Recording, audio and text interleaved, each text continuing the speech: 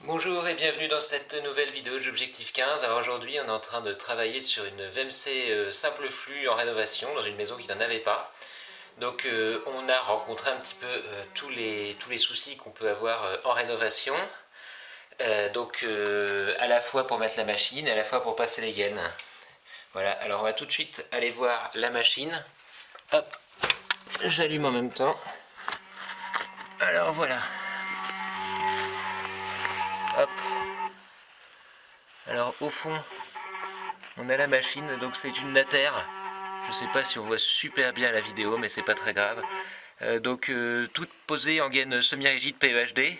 Alors tout le montage n'est pas forcément totalement orthodoxe parce que on est en rénovation et on doit se satisfaire des contraintes existantes.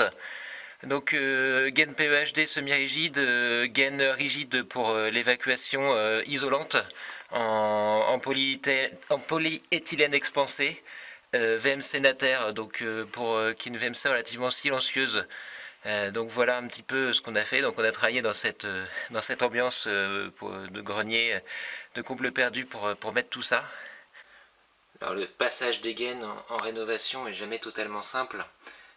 Alors surtout en gaine semi-rigide, hein, donc la gaine semi-rigide qui permet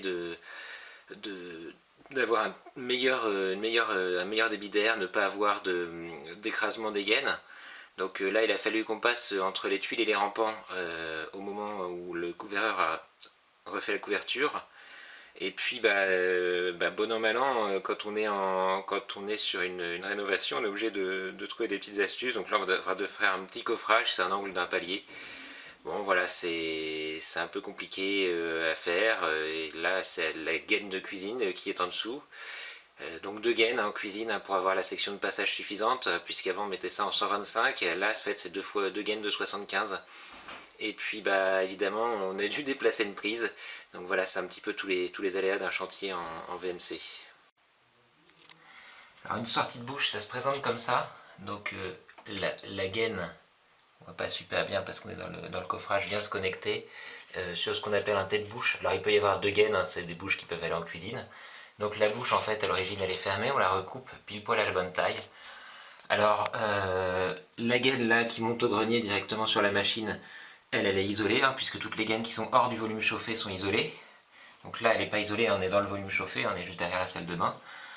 Une petite astuce que nous on utilise pour réguler à la fois le débit et éventuellement le bruit des bouches, hein, ça arrive que certaines bouches fassent un peu de bruit.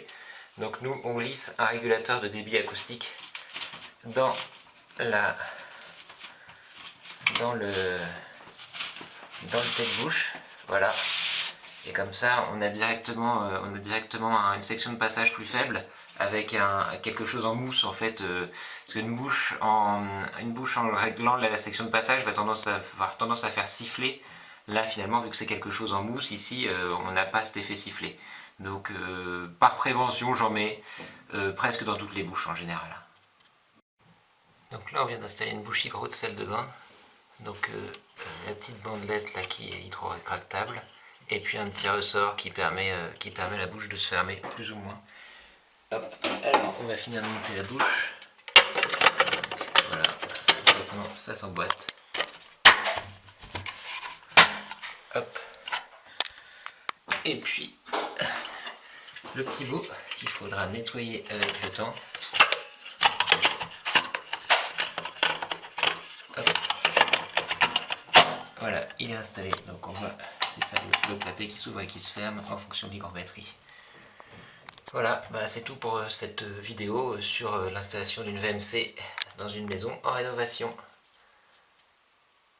Alors n'hésitez pas évidemment à liker, partager, et puis vous pouvez regarder aussi les autres vidéos qui s'affichent de part et d'autre de l'écran. Allez, bonne journée sur Objectif 15.